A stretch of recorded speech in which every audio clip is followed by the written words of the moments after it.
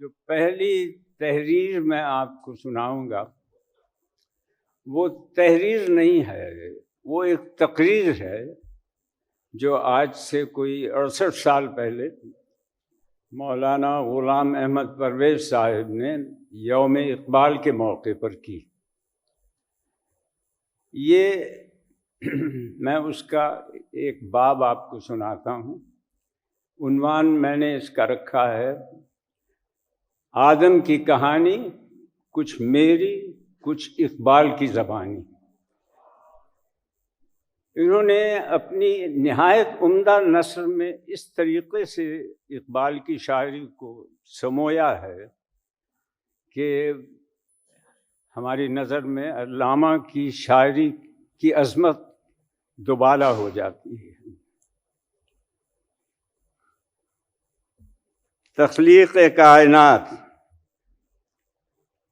ذرا تصور میں لائیے اس منظر کو کہ اس کائنات کی کوئی شے موجود نہیں تھی، نہ زمین، نہ آسمان، نہ چاند، نہ ستارے، نہ شجر تھے، نہ حجر، نہ صحرا تھے، نہ سمندر، نہ حیوان تھے، نہ انسان۔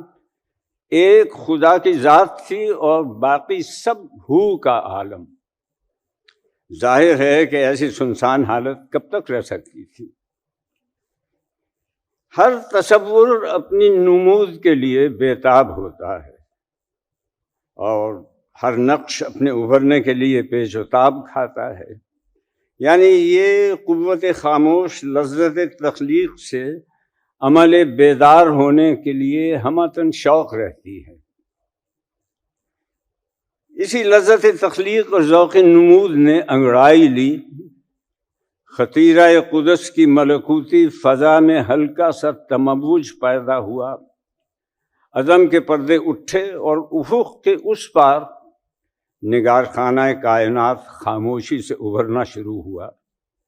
یعنی یہ وہ وقت تھا جب کیفیت یہ تھی کہ سہانی نمود جہاں کی گھڑی تھی، تبسم فشاں زندگی کی کلی تھی، کہیں مہر کو تاج زر مل رہا تھا، عطا چاند کو چاندنی ہو رہی تھی، ستاروں کو تعلیم تابندگی تھی، فرشتے سکھاتے تھے شبنم کو رونا، ابھی گل کو پہلے پہل ہنسی آ رہی تھی۔ ہوئے کائنات ابھرنے کو تو ابھرا، لیکن بڑا بے کیف اور بہت بے رنگ۔ یعنی یہ وہ زمانہ تھا جب عروس شب کی زلفیں تھیں ابھی نا آشنا خم سے، ستارے آسماں کے بے خبر تھے، لذت رم تھے، قمر اپنے لباس نو میں بیگانہ سا لگتا تھا، نہ تھا واقف ابھی گردش کے آئین مسلم سے، ابھی امکان کے ظلمت خانے سے ابھری ہی تھی دنیا، مذاق زندگی پوشیدہ تھا پہنائے عالم سے۔ کائنات کی اس تنہائی اور غمگینی، اس بے نوری اور بے سوزی، اس بے کیفی اور بے رنگی پر نقش طراز ازل کا جی بھر آیا۔ اس کے پاس ساز و سامان کی کمی نہ تھی، صرف ایک ترکیب نو کی ضرورت تھی۔ اس نے فرشتہ میر سامان کی طرف دیکھا اور وہ آنکھوں ہی آنکھوں میں اشارہ پا کر تعظیم کے لیے، تعمیل ارشاد کے لیے روانہ ہوا۔ اس نے چمک تارے سے مانگی، چاند سے داغ جگر مانگا، اڑائی تیرگی تھوڑی سی شب کی زلف برہم سے، تڑپ بجلی سے پائی، حور سے پاکیزگی پائی، حرارت لی نفس آئے مسیح ابن مریم سے، ذرا سی پھر ربوبیت سے شان بے نیازی لی، ملک سے عاجزی، افتادگی تقدیر شبنم سے، اور ان اجزاء سے ایک مرکب تیار کیا، پھر اس میں کچھ آگ کی چنگاریاں بھریں اور پھر اس پر خون کے چھینٹے دیے۔ فرشتے چپکے ہی چپکے اس پیکر آب گل کو دیکھتے جو ایسے متضاد عناصر سے ترکیب پا رہا تھا۔ وہ آج تک ہر عنصر کو الگ الگ دیکھنے کے عادی تھے، یعنی آگ کو آگ، پانی کو پانی. اس لیے ان کی سمجھ میں نہیں آتا تھا کہ یہ آگ اور پانی، یہ روشنی اور تاریکی، محبت اور عداوت، زہر اور تریاق، صلح اور فساد کا مجموعہ بالآخر بنے گا کیا؟ ہزار سال کی کرنوں کے بعد اس مشت خاک نے ایک متعین صورت اختیار کی. بکھری ہوئی شوخیاں سمٹ کر بجلیاں بن گئیں، زمین کانپی، آسمان تھرتھرایا، چاند کا ساغر زرین چھلک گیا، ستاروں کے ننھے سے دل دہل گئے. فضا میں ایک شور اٹھا اور مسکرا کر یہ ملائک سے کہا، ابلیس نے، لو تمہارا ایک حریف تازہ بھی پیدا ہوا.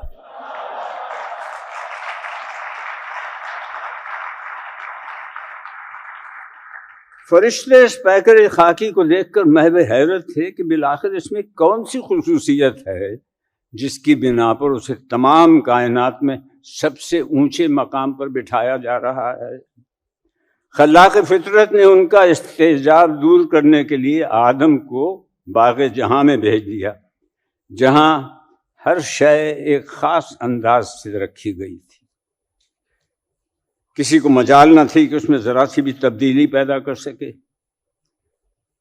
آدم کے صحن چمن پر آدم نے ایک تیرتی ہوئی نگاہ ڈالی.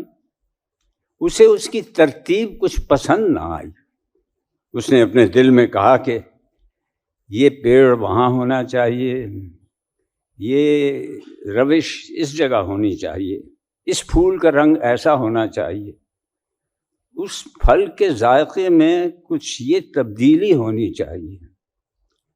وہ ابھی ان تبدیلیوں کا خیال ہی کر رہا تھا کہ عرش عظیم سے آواز آئی کہ آدم، ہماری دی ہوئی ترتیب میں کوئی تبدیلی نہیں ہونی چاہیے. آدم نے سر اٹھایا اور نہایت تمکنت سے کہا کہ معاف فرمائیے، جس جگہ مجھے رہنا ہے اس کی ترتیب میری پسند کے مطابق ہونی چاہیے.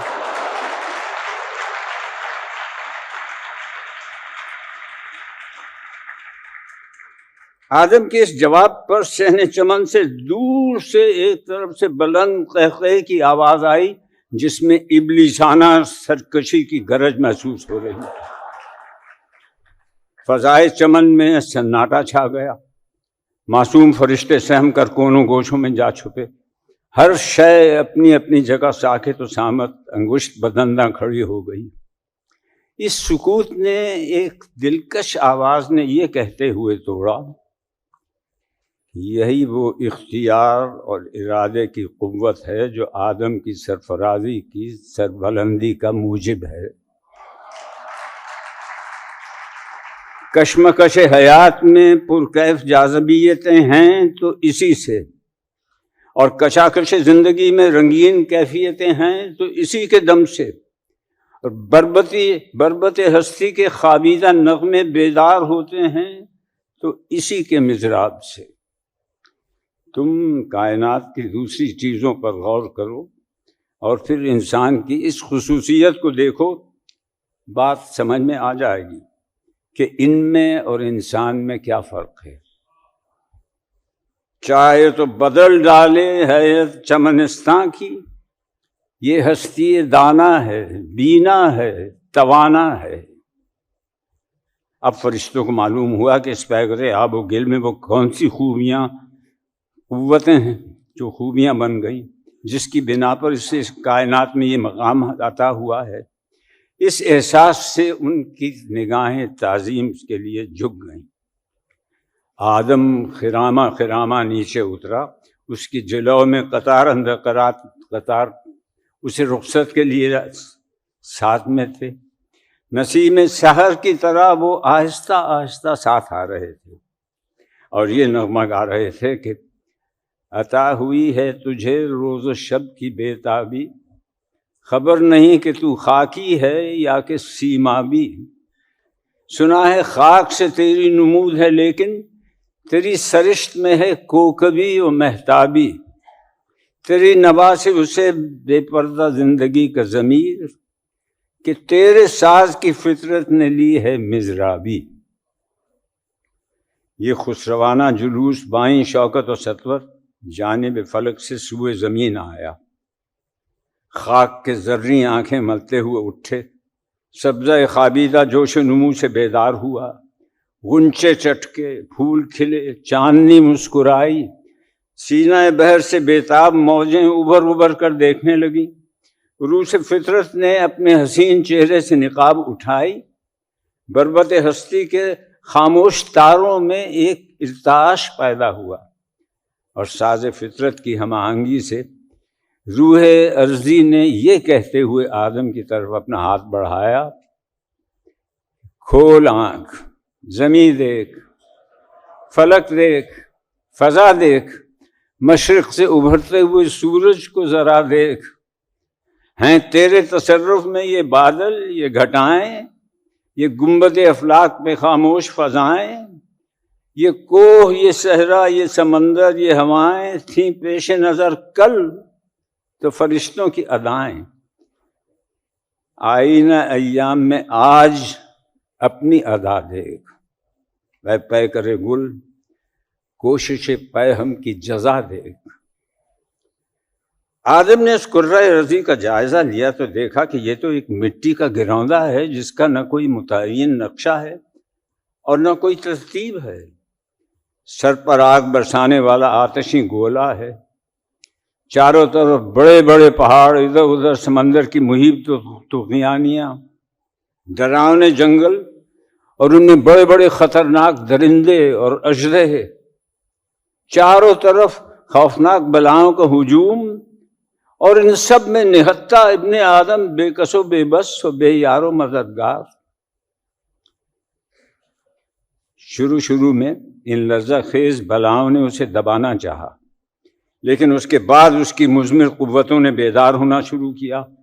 اس نے پہاڑوں کے جگر شخ کر دیے، سمندر کے سینے پر کشتیاں چلائیں، بڑے بڑے مہیب طوفانوں کا مقابلہ کرنے کے لیے آہنی دیواریں کھڑی کر دیں، دریاؤں کے رخ بدل دیے، ہواؤں کی سمتیں بدل دیں، آسمان کی بجلیاں مقید کر لیں۔ غرض یہ کہ اس زمین کا پورا نقشہ بدل دیا۔ اس نے فطرت کی ہر شے کو اپنے مطلب کے مطابق متشکل کر لیا۔ اس شکست و ریخت کو دیکھ کر ایک دن اللہ میاں نے اس سے کہا کہ تو نے یہ کیا کر دیا؟ آدم نے یہ سن کر کلہاڑا ایک طرف رکھ دیا اور کہا کہ گستاخی معاف، ذرا اپنی اور میری تخلیق پر تو غور کیجئے۔ تو شب آفریدی، چراغ آفریدم، سفال آفریدی، ایاغ آفریدم۔ ذرا اس مخلوق کو سامنے لائیے جیسے تسبیح و تقدیس سے فرصت نہیں، اور پھر اس کے بعد یہ دیکھیے کہ میں نے اس دنیا کو کیا سے کیا بنا دیا ہے۔ قصوروار غریب الدیار ہوں، لیکن تیرا خرابہ فرشتے نہ کر سکے آباد۔ میری نوائے شوق سے شور حریم ذات میں، غلغلہ آئے علماں بت کدا اس صفات میں۔ تو نے یہ کیا غضب کیا، مجھ کو بھی فاش کر دیا، میں ہی تو ایک راز تھا سینہ کائنات میں۔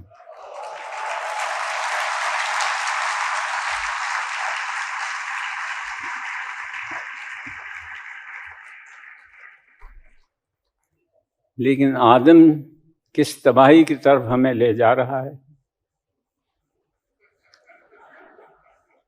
ایک نظم حسب حالات زہرا نگاہ کی، عنوان ہے سنا ہے۔ سنا ہے جنگلوں کا بھی کوئی دستور ہوتا ہے،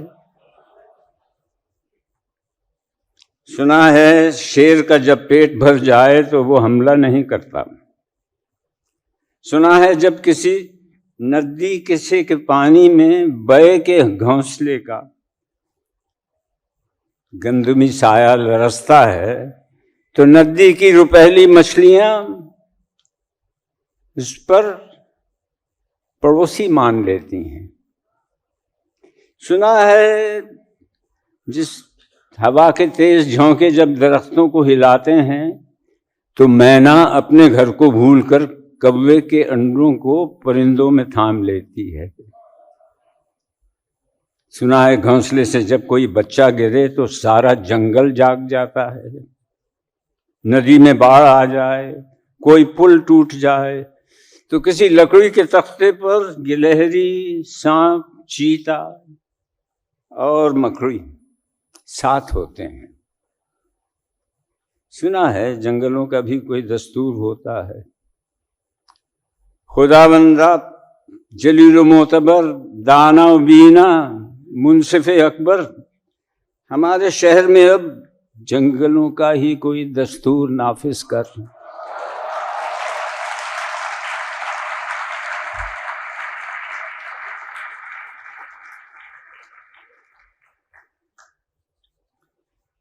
آپ نے شیخ ایاز کا نام ضرور سن رکھا ہوگا۔ سندھی کے بہت بڑے شاعر تھے، لیکن وہ اردو میں شاعری بھی کرتے تھے، ہندی میں بھی شاعری کی انہوں نے اور اچھی نظمیں لکھی۔ ان کی ایک چھوٹی سی نظم ہے: نسل نو تو سایہ ابلیس میں جب ہوئی پل کر جواں، میں نے ایک تصویر رکھی تیرے سامنے لا کے، رکھی دفتن انسان کی۔ تو نے حیران ہو کے دیکھا اور کہا یہ تو ایک ابلیس ہے، پھاڑ دو اس بدنما تصویر کو۔ سوچتا رہتا ہوں تب سے انقلاب دید کیسے لاؤں میں، نسل نو کو کیسے سمجھاؤں میں، کون سا ابلیس ہے اور کون سا انسان ہے۔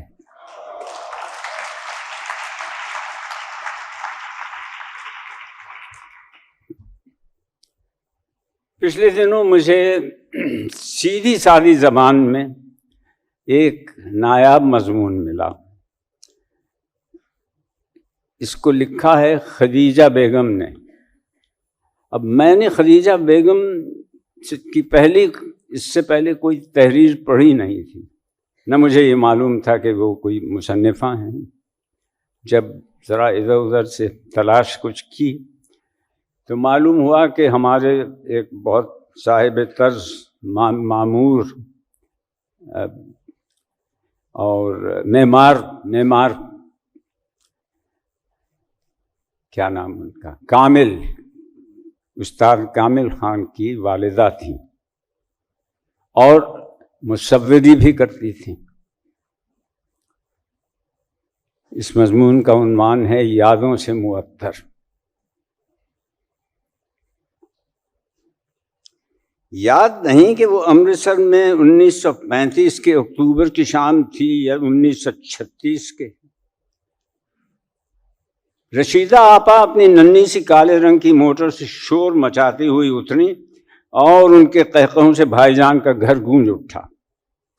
کسی نے یہ غور ہی نہیں کیا کہ ایک دبلا پتلا نوجوان کھدر کا کرتا پاجامہ پہنے اپنی خاموش مسکراہٹ کے ساتھ دروازے پر رکا ہوا ہے۔ یکا یک رشیدہ آپا نے چونک کر کہا، خدیجہ ان سے ملو، یہ فیض ہیں، ہمارے نوجوان شاعر۔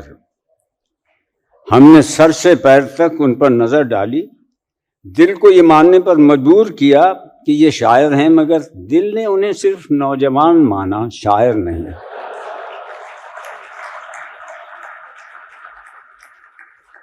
ہمارے تصور میں ان دنوں شاعر کا حلیہ کچھ ایسا ہوتا تھا کہ لمبے لمبے بال والا، جھومتا جھامتا، کھویا کھویا سا، جگر مرادی باجا جیسا۔ یہ سوچ کر کہ یہ شاعر وائر نہیں ہیں، نہ ہم نے ان کی طرف دوبارہ دیکھا اور نہ ان سے کوئی بات کی۔ فیض نے نہ شراب پی، نہ شعر سنایا، نہ شور مچایا، پھر یہ شاعر کس قسم کے ہو گئے؟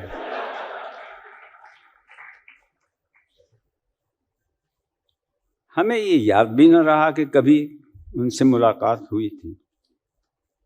1941 میں رشیدہ آپا کے پاس لکھنؤ گئی، یہاں ادھر ادھر کی گھریلو باتیں ہوئیں کہ اس کے بعد یکایک انہوں نے سوال کیا کہ تم فیض کو تو جانتی ہو نا؟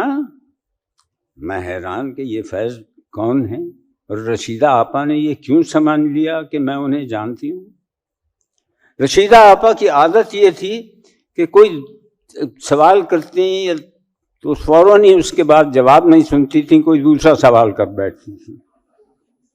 چنانچہ فوراً انہوں نے کتاب ایک نکالی الماری سے، اس کے سرورق پر فیض کی تصویر تھی۔ دل سے مشورہ کیا، جواب ملا کہ ہم فیض کو نہیں جانتے۔ کتاب کے اندر کچھ صفحات کھولے تو ایک خوبصورت خط میں لکھا تھا رشیدہ آپا کے لیے فیض۔ اندر کے کچھ صفحے ادھر سے الٹے پلٹے، ان 4 مصروں نے ہمیں چونکا دیا۔ رات پھر دل میں تیری کھوئی ہوئی یاد آئی، جیسے ویرانے میں چپکے سے بہار آ جائے، جیسے صحراؤں میں حولے سے چلے باد نسیم، جیسے بیمار کو بے وجہ قرار آ جائے۔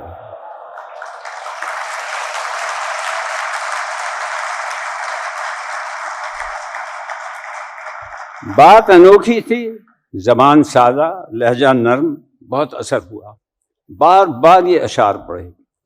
اس کے بعد ہم نے ہر رسالے میں فیض کا کلام تلاش کیا، مگر کم ہی نظر آیا۔ 1947 میں حالی سے دہلی میں ملاقات ہوئی اور گہری دوستی ہو گئی، اور اکثر ملنا ہوتا تھا۔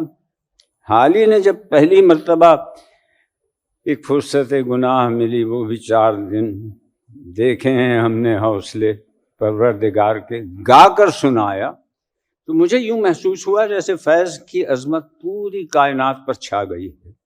ان کا ایک ایک شعر مجھے زبانی یاد ہو گیا، یہ بالکل محاورے کی اور کہاوت کی طرح۔ ہم لوگ فیض کا حوالہ دینے لگے۔ میں نے دل ہی دل میں فیض کا مجسمہ بنا لیا تھا، اسے کسی قیمت پر بدلنے کے لیے تیار نہ تھی، اس لیے ٹھان لیا کہ ان سے کبھی ملوں گی نہیں۔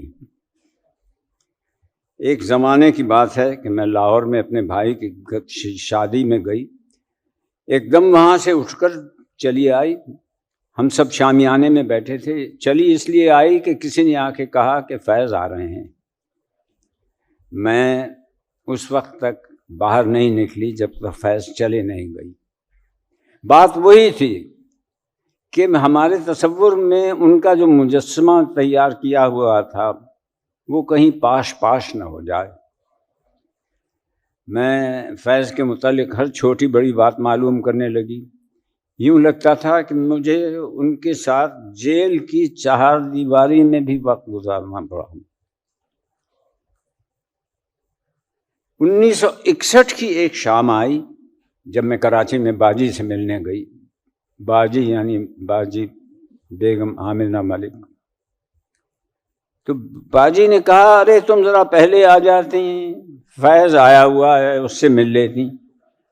میں نے شکر کیا کہ اس وقت وہ حضرت باہر گئے ہوئے تھے، ورنہ یہاں تو ٹکراؤ ہو ہی جاتا۔ باجی کی گفتگو بھی ایک طرح کی ٹریفک ہوتی ہے، وہ دوسرے کو گفتگو کا موقع ہی نہیں دیتی۔ فیض کے متعلق بس ایک جملہ کہہ کر دوسرا موضوع چھیڑ دیا کہ ہائے کیا غضب کا زمانہ آ گیا ہے، قیامت کا زمانہ ہے، سگریٹ ملتے ہی نہیں ہیں۔ ہم نے تھوڑی دیر بیٹھ کر وہاں سے رخصت لی اور قریب کے بازار کی دکان پھر کر باجی کے لیے 3 کاسل سگریٹ کی 2 ڈبیاں خریدیں اور دوبارہ اوپر چک گئی باجی کو دے دیں۔ اب جو اوپر پہنچی تو میں نے دروازہ کھلا دیکھا، اور یہ تھا کہ باجی تو دیوان پر براجمان تھیں، لیکن ایک صاحب سفید کرتے پاجامے میں ملبوس ٹہل رہے تھے۔ میں انہیں دیکھ کر کچھ ٹھٹکی، وہ صاحب مجھے دیکھ کر کچھ مسکرائے۔ باجی بولیں فیض تم خدیجہ سے کبھی ملے نہیں؟ فیض صاحب نے باجی کے سوال کا جواب نہیں دیا، بلکہ ایک نرم و نازک کے ساتھ میٹھی سی آواز میں کہا ارے بھائی ہم اب تک ملے کیوں نہیں ہیں؟ 1961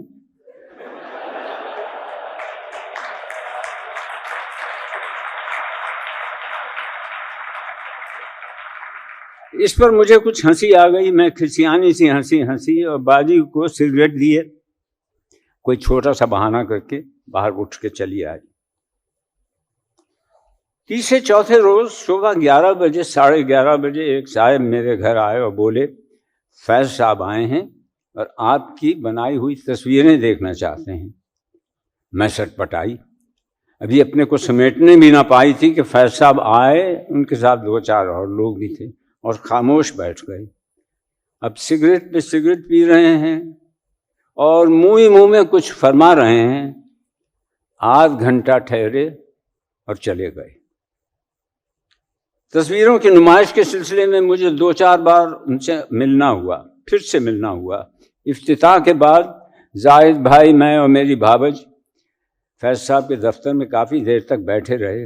1-2 اور صاحب بھی مشہور تھے، سبھی بول رہے تھے سوائے فیض صاحب کے، وہ صرف مسکرا رہے تھے اور سگریٹ سے شوق فرماتے رہے۔ میرا دل دھڑک رہا تھا کہ کہیں مجھ سے وہ میری تصویروں کا ذکر نہ چھیڑ دیں۔ آخر ایک لمحہ ایسا آیا کہ جب باقی کے لوگ کسی اور موضوع پر گفتگو میں مصروف تھے تو فیض صاحب نے میری طرف جھک کر نہایت دھیمی آواز میں کہا، ضروری ہے کہ آپ کی تصویروں کا میں ذکر کروں؟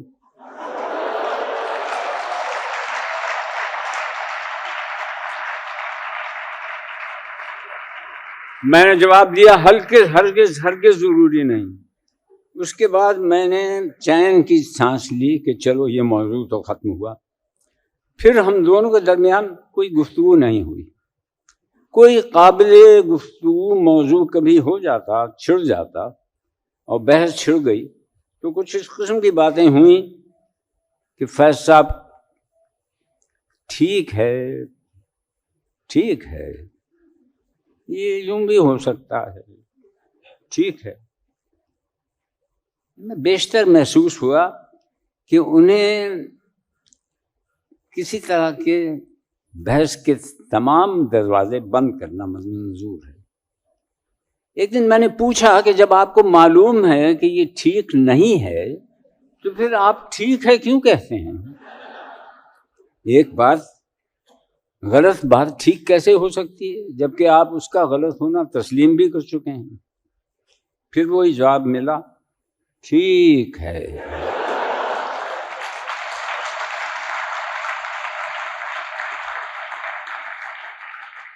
فرق صرف اتنا تھا کہ اب کی بار انہوں نے ٹھیک پھر ذرا زور زیادہ دیا تھا۔ فیض صاحب کی امن پسند طبیعت اور صلح آمیز مزاج دیکھ کر اور پرسکون باتیں سن کر میں حیران ہوتی تھی کہ یہ ترقی پسند باغی شاید کسی طرح نہیں ہو سکتا۔ جو شخص دوست سے زبانی اختلاف تک سے گریز کرے وہ سماج اور نظام سے کیسے ٹکر لے سکتا ہے؟ دوستی اور بے تکلفی بڑھ جانے کے باوجود میں انہیں ہمیشہ فیض صاحب کہتی ہوں۔ ایک دن وہ مسکرا کر کہنے لگے، بھائی اگر تم مجھے اسی طرح فیض صاحب کہو گی تو ہمیں بھی خدیجہ بیگم صاحبہ کہنا پڑے گا۔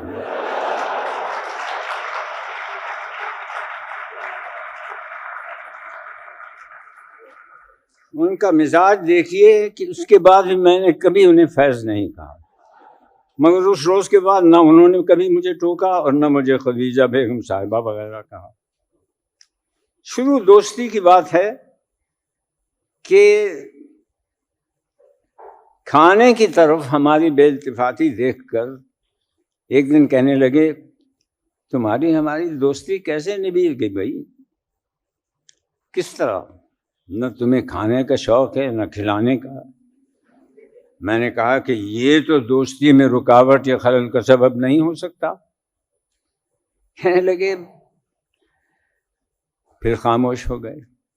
لیکن اس کے بعد لندن تک میں نے فیض صاحب کو بہت مزے کے کھانے خود پکا کر کھلائے اور بڑے چاؤ اور چاہت کے ساتھ، مگر میں نے یہ دیکھا کہ جو چیز نزدیک ہوتی ہے بس صرف اسی کو کھاتے ہیں۔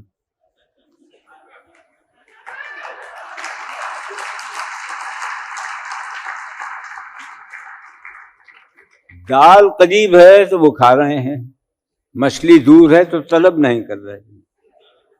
کبھی کوئی فرق ہی محسوس نہیں کیا کہ بینگن کا بھرتا نوش جان کر رہے ہیں کہ بھیجا، شاہی ٹکڑے لے رہے ہیں یا بگھارے آلو. فیض صاحب کی اس بات کو ہمیں فائدہ یہ ہوا کہ جب بھی وہ ہمارے گھر آتے ہیں ہمیں کھانے کی طرف سے کوئی تکلف نہیں کرنا پڑتا تھا. جو پکا پکایا ہوتا وہ کھا لیتے اور خوشی سے کھا لیتے. ان کی میزبانی کا شرف ہر شخص حاصل کر لیتا ہے. جو بھی دعوت میں بلائے چلے جاتے ہیں. ایک دن میں نے کہا کہ فیض صاحب یہ جو آپ ہر ایک کے گھر چلے جاتے ہیں، اگر خدا نہ خواستہ عورت ہوتے تو نہ جانے کب کیا کیا گڑبڑ ہو جاتی.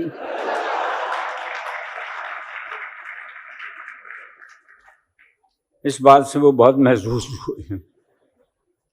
ہم پر مدتوں فیض صاحب کی عظمت و قابلیت کا رعب رہا. رعب تو اب بھی ہے، اتنا ہی ہے، مگر اب ہمیں اسے چھپانے کا سلیقہ آ گیا ہے. تجربے نے ہمیں یہ سبق سکھایا کہ جب ہم دونوں اکیلے ہوں تو ضروری نہیں کہ کوئی بات ضرور کی جائے. بیشتر وہ خاموش رہتے، اس لیے ہم کو بھی خاموشی اختیار کرنے کا موقع ملتا. چنانچہ ہم دونوں بیٹھے ہیں، وہ بھی چپ، ہم بھی چپ. ایک بار انہیں آزمانے کے لیے کہ وہ ہماری گفتگو سنتے بھی ہیں یا محض سننے کی ایکٹنگ کرتے ہیں، میں نے اپنے بچپن کی سنی ہوئی ایک چڑیا اور چڈے کی کہانی شروع کی. ان کی محویت میری سمجھ میں نہ آئی. یہ کہنا زیادہ صحیح ہوگا کہ مجھے خیال ہوا کہ شعر سخن انہیں کسی اور دنیا میں لے جا رہا ہے، کسی اور دنیا کی گشت کرانے کے لیے وہ اس وقت ہیں، اور اب وہ میری طرف یا میری باتوں میں کسی طرح سے محب نہیں ہے. چنانچہ میں نے اچانک وہ کہانی روک دی، بالکل خاموش ہو گئی. انہوں نے 5-10 سگریٹ کے کش لیے، پھر کہا تو پھر اس سفید چڑیا نے پہلے چڈے کا خیال دل سے کیسے نکال دیا؟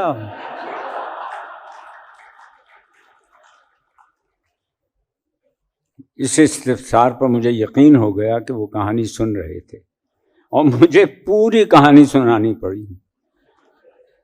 سمجھ میں نہیں آتا کہ فیض صاحب یہ کیسے فیض ہیں جو ہم سے ملتے ہیں تو نہ کوئی شوخی دکھاتے ہیں، نہ کوئی کسی طرح سے کوئی تڑپ محسوس ہوتی ہے، نہ غم، نہ غصہ، نہ شور، نہ شکوہ. انقلابی شاعر کس طرح کے ہیں کہ کبھی گفتگو میں سیاست کا رنگ ہی نہیں لاتے. شعر میں وہ موتی پرولتے ہیں لیکن گفتگو میں بالکل چپ رہتے ہیں، محفل میں چپ چاپ رہتے ہیں. یہ تو سراسر بخیلی ہے. یہ تو بے حد دوست قسم کے انسان ہیں، لیکن اتنے اچھے دوست نکلے کہ اندر کا شاعر ہی غائب ہو گیا. ان کی خاموش طبیعت سے ہمیں کوئی شکایت نہ کبھی ہوئی. مہینوں وہ نہ آئے، ہم نے کبھی شکایت نہ کی، ہمت ہی نہ ہوئی. لاہور کے قیام کے زمانے میں ایک بار فیض صاحب کا فون آیا اور خلاف عادت بات شکایت سے شروع کی. تم نے ہمیں فون ہی نہیں کیا، کیوں نہیں کیا؟ ہم حیران کہ آخر بلا وجہ فون کیوں میں کرتی. کبھی شکایت کرنے والے نے کہا، شکایت نہ کرنے والے نے کہا، اس شکایت کا سبب ہم نے بھی یہ کہا میں پوچھ سکتی ہوں. کہنے لگے، میں نے پوچھا کوئی خاص بات کہنی تھی آپ کو، مجھے بتائیے تو. فون کرتی میں فوراً جواب دیتی. فرمایا ہم آ جائیں، کھانا کھلاؤ گی؟ ہم نے کہا ہم ضرور. کہنے لگے کیا؟ ہم نے کہا دال روٹی. کہنے لگے پھر ہم نہیں آتے. میں نے کہا اور اگر نرگسی کوفتے، سیخ کباب اور مرغ مسلم ہو تو؟ کہنے لگے پھر آ جائیں گے. 1 بجے تشریف لائے، معمول سے زیادہ خوش، خاموشی کی نمایاں تھی، اس کے باوجود ان کی بشارت کا سبب پوچھنے کو بہت جی چاہا، مگر برسوں کی سنگت نے یہ سکھایا تھا کہ فیض صاحب سے کم سوال پوچھنا چاہیے تاکہ انہیں جواب کی زحمت نہ ہو. کھانے کے بعد دھوپ میں بیٹھنا چاہتے تھے. باہر سبزے زار پر کرسیاں رکھوا کر ہم لوگ بیٹھ گئے. یوکلپٹس کے بڑے بڑے درخت چاروں طرف پھیلے ہوئے تھے اور پھول کی کیاریاں تھیں، پھولوں کی. فیض صاحب یوکلپٹس کے بڑے بڑے درخت چاروں طرف دیکھنے لگے، کچھ دیر ٹہلے، پھر ایک بار دھیمے سے بولے، شعر کہنے کو جی چاہ رہا ہے. معلوم نہیں مجھ جیسا کوئی خوش نصیب اور ہے جس نے فیض صاحب کی زبان سے یہ جملہ سنا ہوگا، یا یہ منظر دیکھا ہوگا، یا ان کا ایسا موڈ دیکھا ہوگا. میرے لیے تو یہ بالکل پہلا موقع تھا کہ دیکھتے دیکھتے اب آسمان سے پھول برسیں گے اور ستارے چھپنا چھوڑ کے نکل آئیں گے. درختوں کی طرف دیکھتے ہوئے مجھ سے پوچھا، یوکلپٹس کو اردو میں کیا کہتے ہیں؟ شکر ہے کہ اس وقت حافظ نے ساتھ دیا. میں نے کہا شاید لغت میں تو یہ لفظ نہ ہو، مگر ہم سفیدہ بولتے ہیں اور مالی بھی یہی کہتے ہیں. اس کے بعد معلوم نہیں انہوں نے میرا جواب سنا بھی یا نہ سنا، آسمان کی طرف دیکھ کر مسکراتے رہے اور اس کے بعد گنگنانے لگے. میں سمجھ گئی کہ نزول شعر کا لمحہ ایسا ہی ہوتا ہے. چنانچہ چائے کا بہانہ کر کے اندر چلی گئی، اطمینان سے چائے بنائی اور کوئی 8 گھنٹے کے بعد واپس آئی تو دیکھا کہ ابھی تک گنگناتے ہوئے ٹہل رہے ہیں. چائے کی پیالی رکھ کر پھر میں اندر چلی گئی. بہت دیر کے بعد 2-3 گھنٹوں کے بعد باہر آئی تو دیکھا اب پہلے سے بہت زیادہ مسرور ہیں. مجھے نہیں معلوم کہ اس دن فیض صاحب نے شعر کہے یا نہیں کہے، اور اگر کہے تو کون سے. ان سے ہماری دوستی کچھ ایسی ہی تھی کہ نہ ہم پوچھیں نہ وہ بتائیں.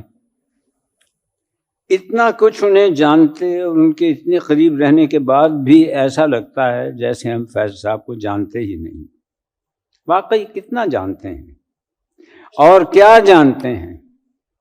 اگر آج رشیدہ آپا زندہ ہوتی تو پوچھتی، فیض کو تو تم جانتی ہو نا؟ تو ہم اسبات میں جواب نہ دے سکتے.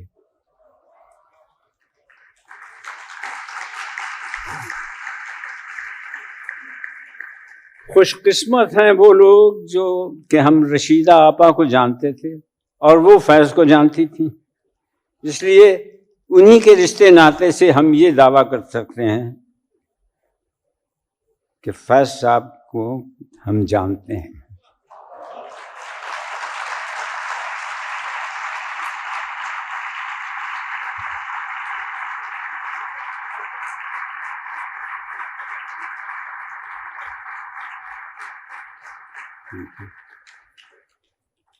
اختر الایمان صاحب کی ایک نظم ہے، حسب حال.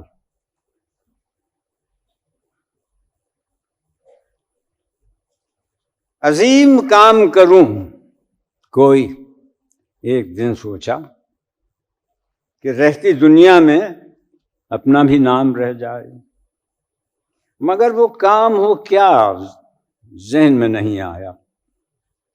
پیمبری تو زیاں چاہے زیاں پہ پڑھنا، پیمبری تو زیاں جان کا ہے، دعویٰ کیا.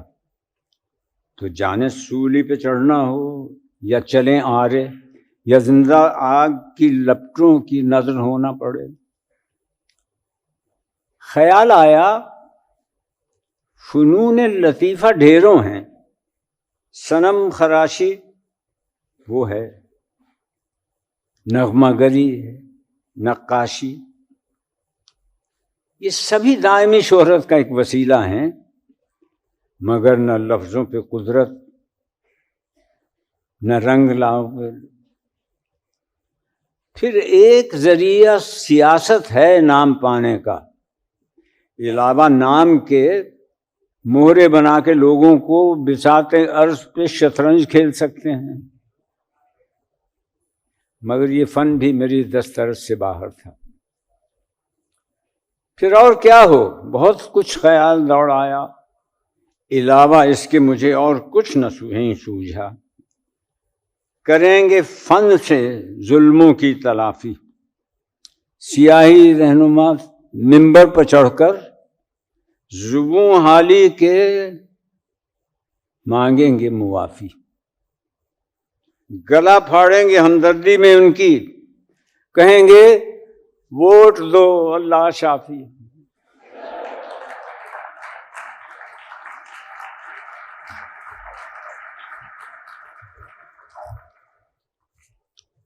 جناب مشتاق احمد یوسفی.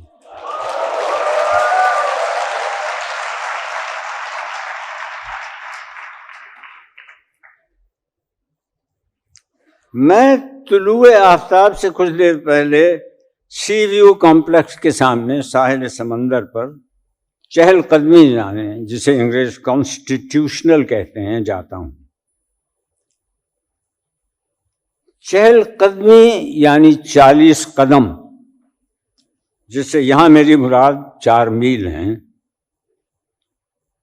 لیکن بعض خواتین جس انداز سے چہل قدمی کرتی ہیں اسے چہل قدمی کہنا مناسب ہوگا. مرزا عبد الودود کہتے ہیں کہ چال کی خوبی سے ہی چال چلن کی خرابی کا اندازہ کیا جا سکتا ہے.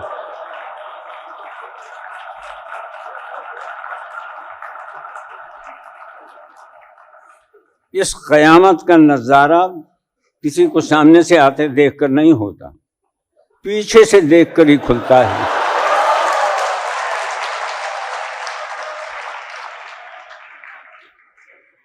چال کی چاپ اور چھاپ کیسی ہے، ایک خوبی ہو تو بیان کریں. لٹک مٹک، ٹھمک جھپک، پینڈولم کی مانند دائیں سے بائیں،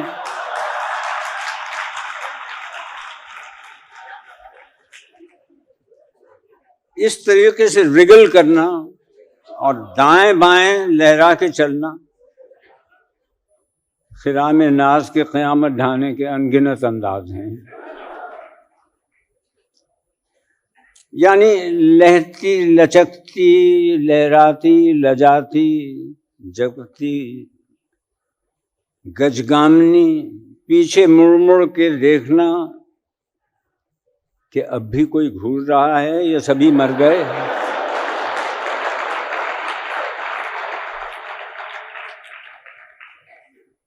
پیچھے مڑ کے دیکھنا ضروری تو نہیں، اس لیے کہ جوان اور خوبصورت عورت کی گدی میں نہایت حساس اور نظر شناس نسائی ریڈار ہوتا ہے.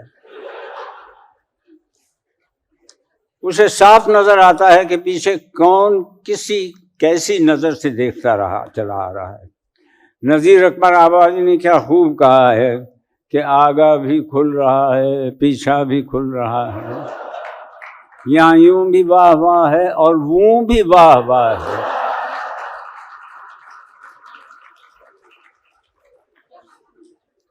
واہ واہ تو ہم وہ کے استعمال پر کریں گے جس کو ظالموں نے متروک قرار دے رکھا ہے.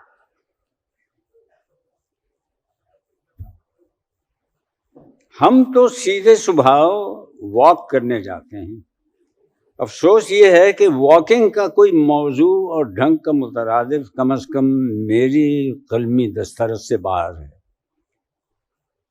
ٹہلنا کے معنی علمی لغت مؤلفہ وارث سرہندی میں آہستہ آہستہ تفریح کے واسطے پھرنا کہا جاتا ہے.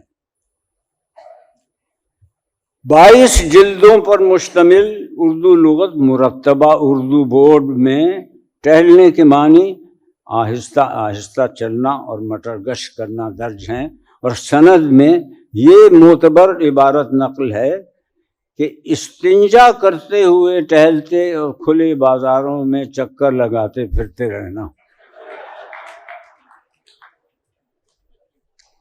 میں واکنگ کا ترجمہ سیر یا ہوا خوری کرنے کے حق میں بالکل نہیں ہوں، اس لیے کہ ان سے ایک ایسا عہد یاد آتا ہے جب امراء اور رؤسا اور شرفا پالکی یا تام جھام میں یا خود سے بہتر نسل کے گھوڑے پر سوار ہوا خوری کے لیے نکلتے تھے.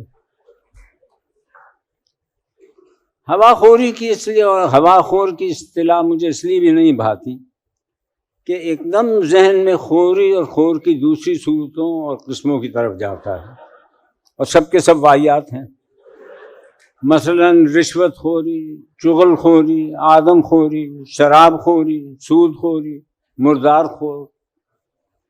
حلال خور کا تذکرہ میں نے قصداً نہیں کیا،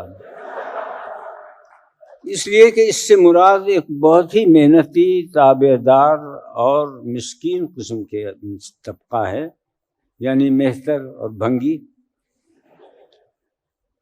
کبھی آپ نے غور کیا ہے کہ ہمارے ہاں کسی اور پروفیشنل یعنی پیشہ ور کو حلال خور یعنی حق حلال کی روزی کمانے والا نہیں کہتے؟ واہ، کیا بات دھیان میں آئی. میری چال کے انداز رفتار اور وقار کا انحصار کلیتاً اس پر ہوتا ہے کہ کتوں کے کمانڈوز کیسے رزمیہ کورس کی تال پر کس رفتار سے میرے پیچھے آ رہے ہیں. مگر کہنا پڑتا ہے کہ یہ کتے بہت ہی تمیزدار ہیں. تمیزدار اس وجہ سے کہا کہ کاٹنے سے پہلے خامخواہ نہیں بھونکتے، بلکہ نہایت ادب سے پیچھے سے پنجوں کے بل آ کر پنڈلی پکڑ لیتے ہیں اور جھڑجھڑاتے ہیں. ایک گدلی دھندلی صبح کا ذکر ہے کہ ایک خاتون نے، جن سے میرا تعارف نہیں تھا، اچانک مجھے آگے سے روکا اور بولی، سر یہ آپ سن رائز سے گھنٹوں پہلے سن گلاسز لگا کے کیوں آتے ہیں؟ میں ہکا بکا رہ گیا، کوئی جواب بننا پڑا. 3 دن کے بعد انہوں نے مجھے پھر روکا، وہی سوال دہرایا، مگر اب کی بار سر نہیں کہا. آپ سن رائز سے پہلے ڈارک گلاسز کیوں لگا کے آتے ہیں؟ اب کی بار میرا حیاء ذرا کھل گیا تھا. میں ڈارک گلاسز اتار کر جواب دیا، جو آپ سمجھ رہی ہیں وہ ٹھیک ہے.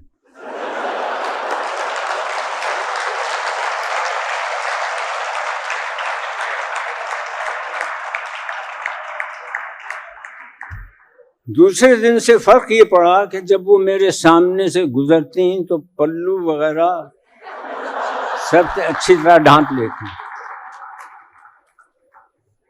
کچھ دن کے بعد نہ جانے ان کے دل میں کیا آئی کہ ڈارک گلاسز لگا کے آنے لگی. جی تو بہتیرا چاہا کہ، مگر خیر، اسے واقعہ کہیے یا مچاٹا کہیے یا مکالمہ کہیے، جو جی میں آئے کہیے. اس کے 2 ماہ بعد انہی خاتون کو اسی جگہ ایک کتے نے کاٹا. کتے سے یہاں میری مراد کتا ہی ہے.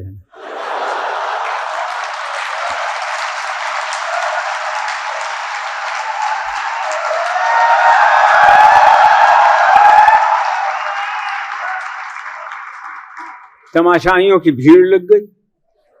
میں انہیں اپنی کار میں گھر چھوڑنے گیا. ان کا شوہر تو زخم دیکھتے ہی پاگل ہو گیا اور بآواز بلند کتوں کی عزیزوں کے بارے میں ایسے جذبات کا اظہار کرنے لگا جنہیں نیک خواہشات کبھی نہیں کہا جا سکتا. سننے میں آیا کہ اس نے رینجرز کے ایک سپاہی سے جو ساحل پر تعینات تھا کہا کہ میں اس کتے کو اپنے پستول سے شوٹ کرنا چاہتا ہوں. اس نے کہا ہم یہاں فائرنگ کی اجازت نہیں دے سکتے، تمہیں کلفٹن کینٹونمنٹ بورڈ سے واسطہ قائم کرنا پڑے گا انہیں فون کیا تو جواب ملا آپ کلفٹن تھانے سے اجازت لیں. کلفٹن تھانے سے بات کی. انہوں نے کہا جناب عالی آپ کو معلوم ہونا چاہیے کہ آپ ڈیفنس کے جس فیز میں رہائش پذیر ہیں وہ علاقہ درخشاں پولیس اسٹیشن میں لگتا ہے. مطلب یہ ہے کہ وہاں جا کے متھا پھوڑی کریں. اس پولیس اسٹیشن کو فون کیا تو ایک کانسٹیبل ڈپٹ کے بولا کہ آپ ڈپٹی کمشنر ساؤتھ کو شریعہ عام پر فائر کرنے کی درخواست دیں اور کل صبح 11 بجے تشریف لا کر اپنے پستول کا بور اور اپنے پستول کا لائسنس چیک کرائیں. یہ سنتے ہی ان موصوف کا سارا غصہ حرن ہو گیا. خونریزی کے اقدام سے باز آئے. انہیں ایک دم خیال آیا کہ 5 سال سے انہوں نے اپنا لائسنس ریویو نہیں کرایا تھا.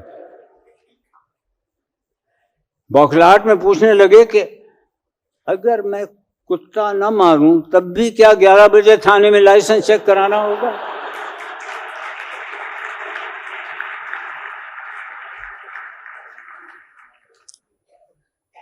صاحب وہ قصہ ذرا لمبا ہو گیا لیکن یہ ادھورا رہے گا اگر میں ان بزرگ کا ذکر نہ کروں جو انوکھے انداز سے صبح ٹہلتے تھے.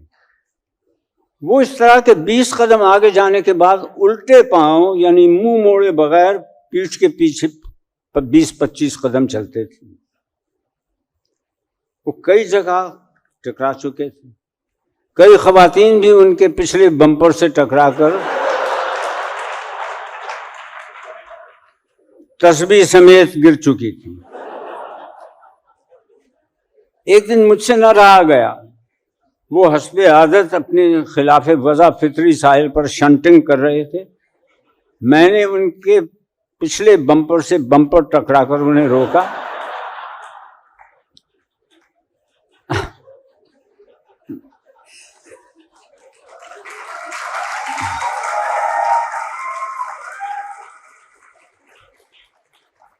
اور میں نے پلٹ کر پوچھا کہ قبلہ آپ 15-20 قدم چلنے کے بعد ریورس گیئر کیوں لگا دیتے ہیں؟ بولے اس سے کولوں کے وہ پٹھے مضبوط ہوتے ہیں جو سیدھا چلنے میں استعمال میں نہیں لاتے.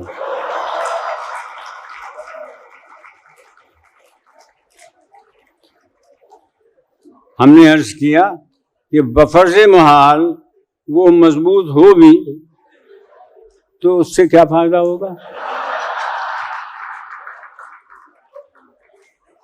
فرمایا پھر اسی سے میں دگنی رفتار سے پیچھے چل سکوں گا.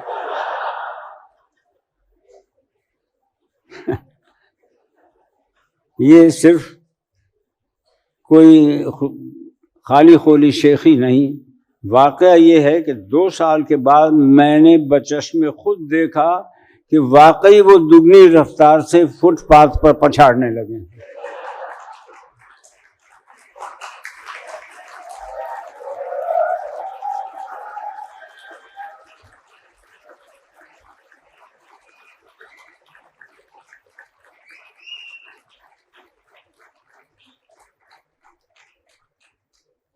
یہ کیسے ہو سکتا ہے کہ ابن انشا کو بھی اس میں نہ لاؤں؟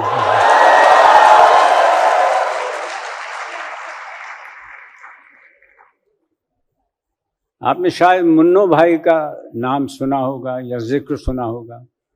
منو بھائی لاہور میں بہت مشہور کالم نویس بھی تھے اور ان کے ڈرامے بھی بہت ٹیلی ویژن پہ چلے. خاصے مشہور آدمی تھے منو بھائی. اس مضمون کا عنوان بھی منو بھائی. مائی ڈیئر منو بھائی، تمہارا نام بڑا گڑبڑ ہے. اس کے ساتھ القاب و آداب لکھنے میں بڑی الجھن ہوتی ہے. اگر برادرم منو بھائی کہیں یا میرے بھائی منو بھائی کہیں تو تکرار لفظی ہو جاتی ہے، اور تم جانتے ہو کہ حذف و زوائد اچھی چیز نہیں. خدا جانے تم نے اندرون خانہ اس مشکل کا حل کیا نکالا ہوگا. اور وہ خاتون کہ ہماری بھابھی ہیں، تمہارے بھائی بہن بھائی پن سے کیسے باہر نکلتی ہوں گی. تمہارے اس نام سے بلانے سے تو ان کے لیے کئی فقہی مسئلے پیدا ہو سکتے ہیں. ایک زمانے میں ہم تم کو موٹروں والے منو بھائی سمجھا کرتے تھے، کیونکہ اس قوم کا ایک آدمی ادب کے اسٹیئرنگ پر آ بیٹھا تھا. ہم نے یہی سمجھا اور شاعری کا کلچ اس نے دبانا شروع کر دیا. صحافت کو گویا دھکا دے رہا تھا. ہم بہت سے ایسے بھائی بھی جانتے ہیں جو گجراتی ہیں اور بہت دولت مند ہیں. ان کا لائقہ بھائی ضرور ہوتا ہے، جیسے کھوٹا بھائی، کھرا بھائی، بڑا بھائی، یہ بھائی وہ بھائی. یہ جتنے کراچی میں اس قسم کے بھائی ہیں سب کروڑ پتی ہیں. لیکن عجیب و غریب بات یہ ہے کہ ہم غریب غربا تو ان کو بھائی سمجھتے ہیں، وہ لوگ کبھی ہمیں بھائی کہہ کر نہیں بلاتے. ایک بھائی وہ ہوتے ہیں جیسے بھائی چھیلا پٹیالے والے، یا جیسے منو بھائی امروز والا. ایک بھائی سکھوں کے بھی ہوتے ہیں. یہ بھائی وہ ہوتے ہیں جن سے وہی مطلب لیا جاتا ہے جو ہمارے یہاں ملا یا مولوی سے لیا جاتا ہے. ہم نہیں کہتے کہ تم سکھوں میں سے تمہاری سکھوں والی کوئی بات ہے. وہ لوگ تو بڑی خوبیوں کے ہوتے ہیں، جہاں پر گئے داستاں چھوڑ آئے. ہمارے ایک دوست ہیں یوسف صدیقی، ہم بھی رواداری میں ان کے نام سے کے رقعے میں یوسف بھائی لکھ جائیں تو کاٹنا پڑتا ہے. اس کی وجہ ظاہر ہے کہ یوسف کو اگر ہم بھائی ہوئے تو ہم یوسف کے بھائی ہوئے، اور برادران یوسف میں اپنا شمار کیا جانا کون پسند کرے گا.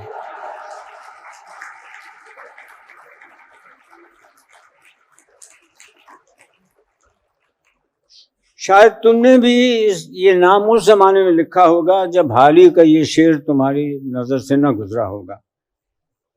آدمی ہے چاہے یوسف آ رہی ہے چاہے یوسف سے صدا،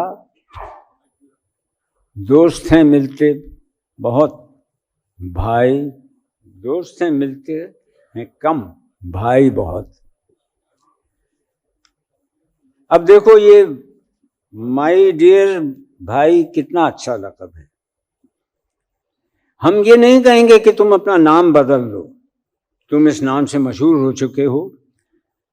تمہیں میں بتاؤں کہ ایک مشہور ادیب کسی سے یہ کہہ رہے تھے کہ 15 سال لکھنے کے بعد مجھ پر یہ تجربہ اب ہوا ہے اور انکشاف ہو گیا ہے کہ میں کبھی ادیب بن نہیں سکتا. تو ان کے دوست نے کہا تو پھر آپ نے لکھنا چھوڑ دیا ہوتا. تو موصوف نے فرمایا قباحت یہ ہوئی کہ اس وقت تک میں مشہور ہو چکا تھا. اب دیکھو یہ مائی ڈیئر کتنا اچھا لقب ہے. اس کا مطلب ہوا میرے پیارے منو بھائی. مردوں کو یہ خط لکھنے میں استعمال کیا جا سکتا ہے، عورتوں سے خط و کتابت میں اس لیے کہ ان کا ترجمہ نہیں ہوا. اگر ہوگا تو بڑی قباحتیں پیدا ہونے کا ڈر ہے.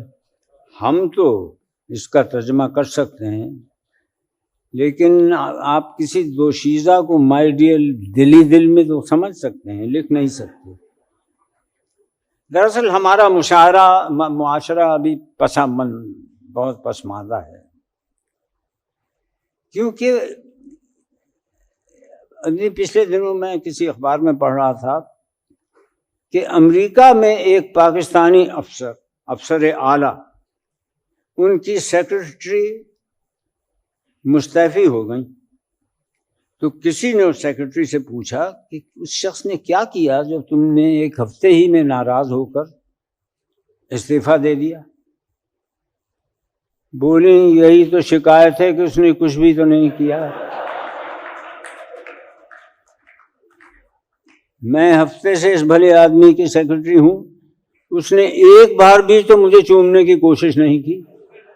کیا میں اتنی گئی گزری ہوں؟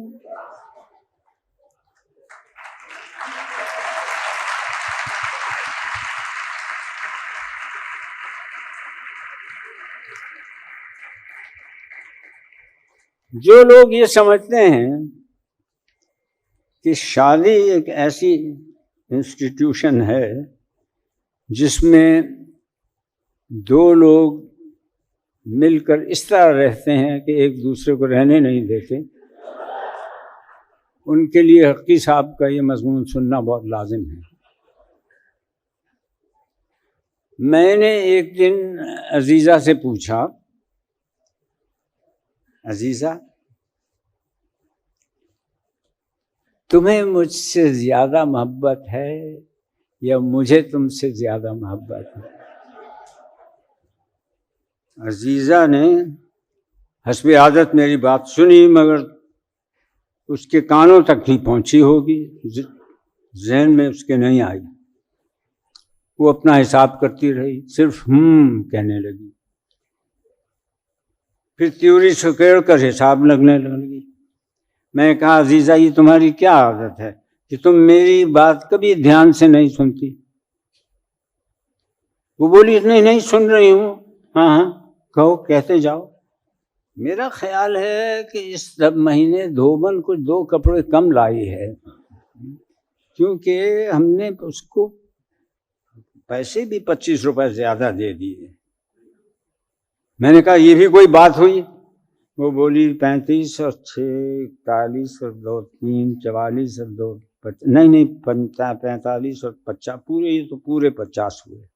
میں نے کہا عزیزہ یہ بہت زیادتی ہے, کبھی تمہارے پاس میری بات سننے کے لیے کچھ چند لمحے بھی نہیں ہوتے؟ عزیزہ نے قلم ہاتھ سے رکھ دیا اور میری طرف پلٹ کر ہماتن گوش ہو گئی. اس کے اس طرح پینترا بدلنے پر میں کچھ چھٹپٹا گیا. عزیزہ میری طرف جمی ہوئی بڑی بڑی آنکھیں, کی آنکھوں سے سراپا یہ تقاضا ہو رہا تھا کہ کہو کیا کہہ رہے ہو.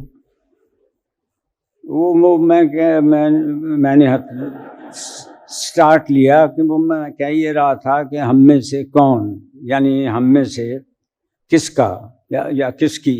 میرا مطلب ہے گویا کہ محبت زیادہ ہے بنسبت اس محبت کے جو دوسرے کو اس سے ہے. عزیزہ بولی جانے کیا کہہ رہے ہو. میں نے اپنی بات پھر دہرائی, کیا تمہارے خیال میں یا یوں کہو کہ تمہارے دل میں اتنی زیادہ محبت محسوس ہوتی ہے میری محبت سے, یا میری محبت یعنی جو مجھ کو تم سے ہے نہ کہ تمہاری مجھ سے؟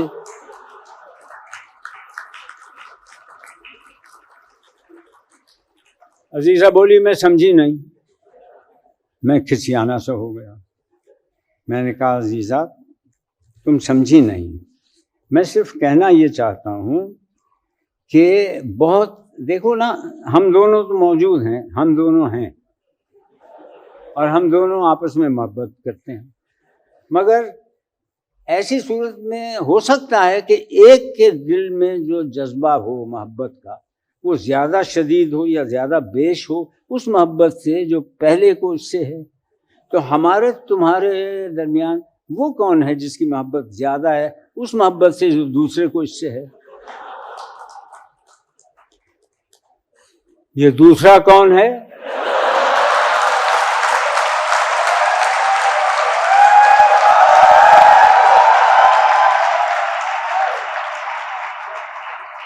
عزیزہ نے تیوری چڑھاتے ہوئے اور سکڑتے ہوئے بولی تمہاری ہی ہوگی کوئی دوسری. میں نے کہا ہو تم پھر نہیں سمجھی.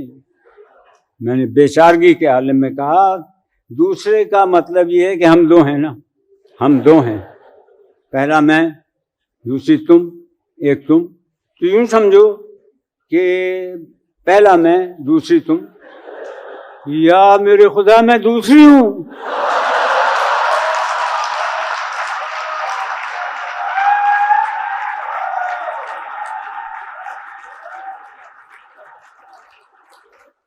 وہ چونک کر بولی تم نے تو مجھے نہیں بتایا تھا. اور پھر وہ پہلی کون ہے اور ہے کہاں وہ؟